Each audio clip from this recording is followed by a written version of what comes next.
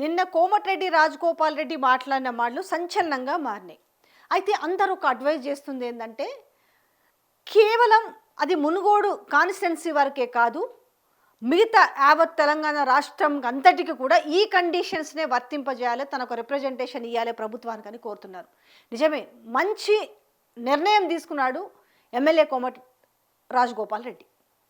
ఎందుకంటే బయట ప్రతిపక్షంలో ఉండి మాట్లాడిన మాటలు వేరు, అధికార పార్టీ ఎమ్మెల్యే అయి ఉండి తన ఇలాకాలో ఈ రకంగానే ఉండాలని చెప్పేసి, తన కాన్స్టిట్యున్సీ ప్రజల జేబులు గుల్ల కావద్దు, మహిళలను నిలువు దోపిడీ చెయ్యొద్దు, వాళ్ళ జీవితాలు ఆగం కావద్దు అని చెప్పేసి తన కండిషన్స్కి నన్ను లోబడి ఉన్నాడు. ఆ కండిషన్స్ కూడా చెప్పారు, మీరు నిన్నటి నుంచి కూడా చూస్తున్నారు. ఒకసారి తను మాట్లాడిన మాటలు కూడా చూద్దాం.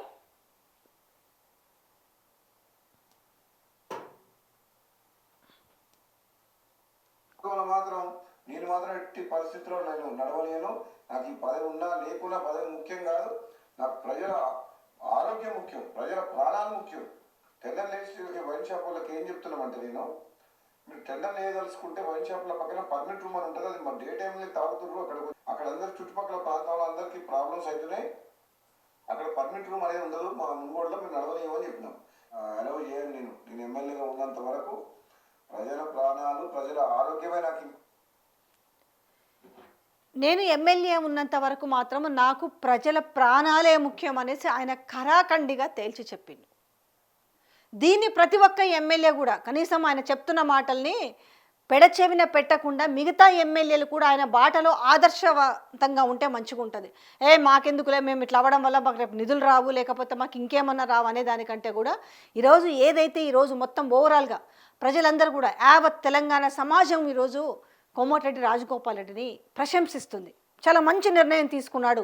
తన కాన్స్టిట్యున్సీ ప్రజలు తన కుటుంబ సభ్యుల్లాగా భావించి ఆయన మాట్లాడుతున్న మాటలు, ఆయన డేర్గా ఇటు అధికారంలో ఉన్న పార్టీ అలాంటిది అయినా లెక్క చేయకుండా తను నా కాన్స్టిట్యున్సీలో ఇలాగే జరగాలి అని చెప్తున్న మాటలు మాత్రము అందరూ కూడా వెల్ డన్ అంటున్నారు. బట్ కానీ ఇంకొక అడుగు ముందుకేసి ఇదే ఎమ్మెల్యే రాజగోపాల్ రెడ్డి ఒక రిప్రజెంటేషన్ ఇచ్చి అన్ని కాన్స్టిట్యున్సీలో ఈ విధంగానే ఉండాలని కోరుకుంటున్నాను అన్నప్పుడు మిగతా ఎమ్మెల్యేలు కూడా కనీసము కదిలి రండి, మీరు కూడా నోరు మెదపండి, మీ యొక్క కాన్స్టిట్యున్సీలో కూడా ఈ విధంగానే ఉండాలని డిమాండ్ పెట్టండి అనేసి ఒక పిలుపుని ఇవ్వగలిగితే మంచిగా ఉంటుంది. ఎందుకంటే ఆ పిలుపునికి లోబడి అసలు ఎమ్మెల్యేలు ఏమైనా రెస్పాండ్ అవుతారా, మంత్రులు ఏమైనా రెస్పాండ్ అవుతారు? నాటివంద ఎమ్మెల్యేలు మంత్రులకు కూడా ఆయన వాళ్ళ ఉమ్మడి నల్గొండ జిల్లాలో ఉన్న ఇద్దరు మంత్రులు కావచ్చు, మిగతా మంత్రులు కావచ్చు, వాళ్ళందరికీ కూడా ఇదే ఒక రిప్రజెంటేషన్ ఇవ్వండి.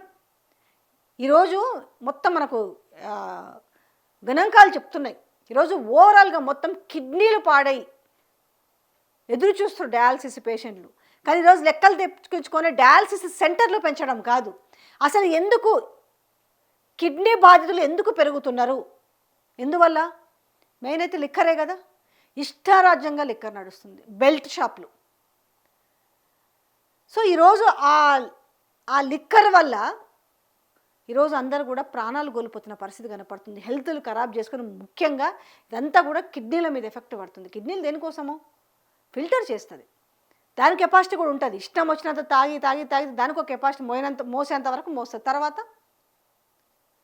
సో ఈ రకంగా ఏదైతే రాష్ట్ర ప్రభుత్వాలు టోటల్గా లిక్కర్ మీద డిపెండ్ అయి ఉంటుంది. కాబట్టి నిజంగా చెప్పాలంటే ఇప్పుడున్న తెలుగు రాష్ట్రాలకు ఈయన ఒక ఆదర్శవంతంగా నిలిచిపోతాడు. ఖచ్చితంగా దానిపైనే పోరాటం చేసి ఇప్పుడు ఏవైతే 4 గంటల నుంచి 9-8 గంటల వరకు మాత్రమే ఉండాలి లిక్కర్ షాపులు, ఎవరైతే ఇప్పుడు ఎక్సైజ్ శాఖ ఇచ్చిన టెండర్ పిలుపులకు ఏదైతే ఉందో టెండర్ కాల్ ఫర్ చేసింది కదా, ఆ టెండర్స్ ఏ మండలం వాళ్ళు ఆ మండలంలో వేసుకోవాలనే విషయం కావచ్చు, పర్మిట్ రూమ్స్ విషయంలో కావచ్చు, అలాగే సిండికేటే కనుక మద్యం అమ్మితే ఊరుకునే ప్రసక్తే లేదన్న విషయం కావచ్చు.